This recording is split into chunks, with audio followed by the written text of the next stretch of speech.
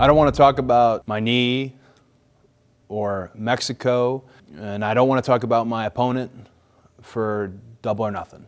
But today is a good day to be back in the office.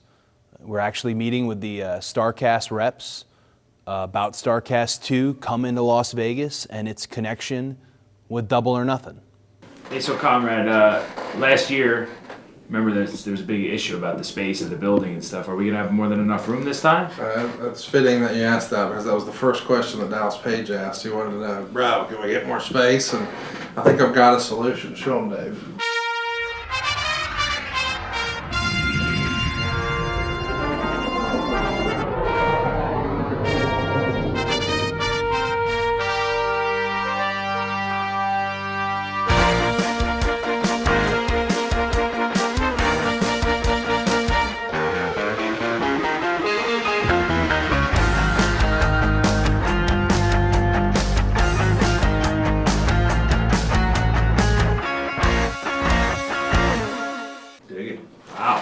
Caesars. Yeah, we've got like 75,000 square feet there.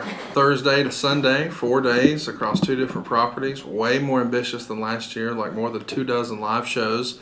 And yeah, I'm looking forward to it. It's going to be pretty big. Contrary to popular belief, AEW and Starrcast aren't officially connected at all. Really what binds us is the simplest thing of all. It's just the love for pro wrestling.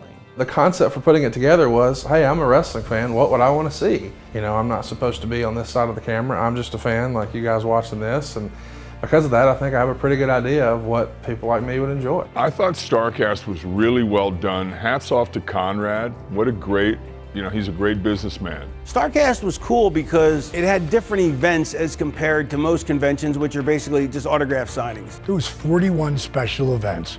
There was over 40 different podcasts, and over 120 of the boys were there. It was crazy. There was something going on every day. I did my first eat and greet. It had live podcasts. It had a roast of Bruce Pritchard. We had 169 people working out with us. We filmed it. It was amazing.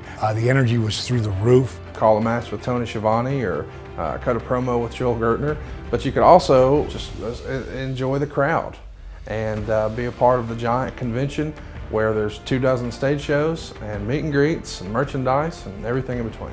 Wrestling in Vegas, man. MGM Grand, Caesars Palace. We doing a toga party? I mean, you gotta, right? Check this out, dude. Oh, wow. Starrcast out. Some of this your work? That's cool. Team effort, but we all work together to put it together. What's that you did it? Are you working on any apps for us? Is that a no? There's such a wonderful dichotomy between these legends that you'll see at Starrcast and then what you'll see at Double or Nothing. The fans are everything to wrestling. They're really everything to every sport or form of entertainment. Now more than ever, at meet and greets, when you meet fans, they really want to tell you how much you meant to them. Little kids will come up to me like this, and I look at the parents and go, way to go, you're bringing them up right. It's a new generation of fans, and it's a generation that wants to say thank you, and that's really cool. It's really flattering that people will line up for hours to come and tell me how cool I am, to take a picture with me.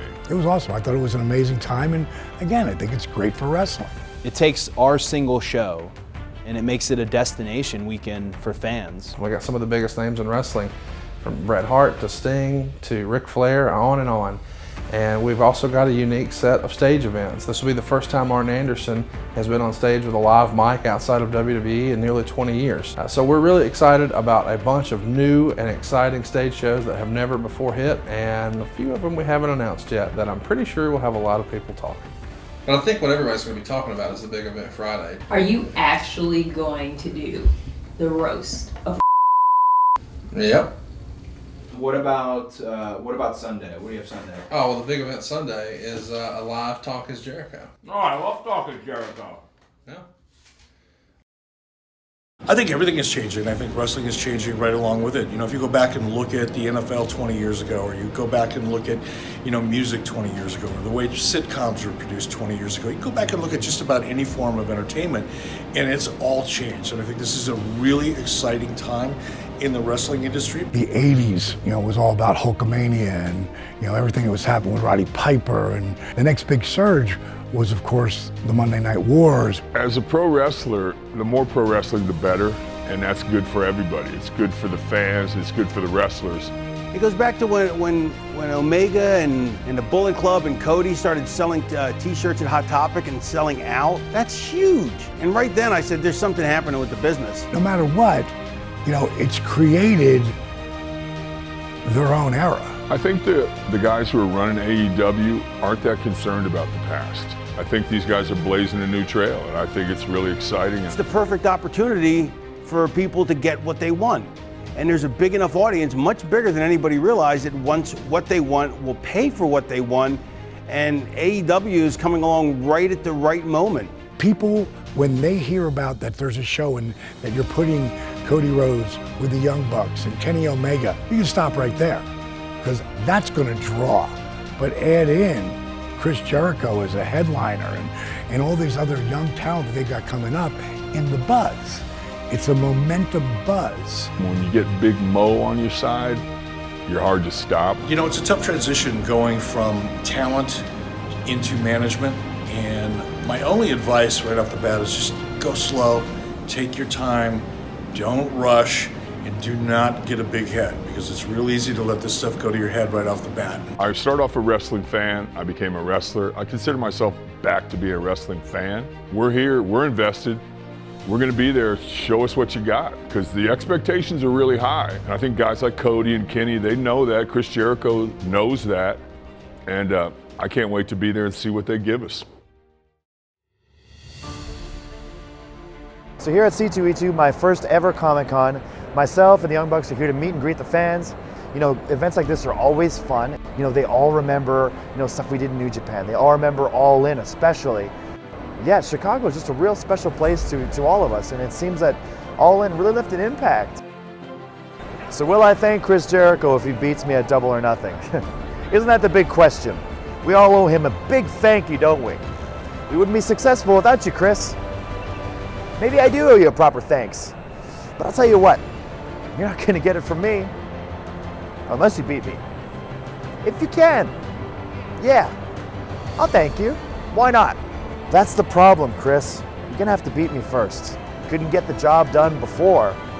What makes you think now, without a hardcore stipulation, without you being able to use weapons, without you being able to do whatever the hell you want, that you can actually beat me? I don't know, but I'm eagerly awaiting your response, and I'm eagerly awaiting to meet you again at Double or Nothing in the main event. Denise, how are you? I'm good. How are you? Just absolutely dandy. I'm looking at your handiwork here. Both these designs are wonderful. Thank you. Yeah, which one do you like more? I'm afraid that maybe Thanos might be a little overdone. Yeah, Alucard's the way to go. Are you okay with X amount of days to go making that sucker? Yeah, I think I can get everything done in time. And do you think we should stay away from gold? No, I think we're okay. I think what you have here is the way to go. It's the right path.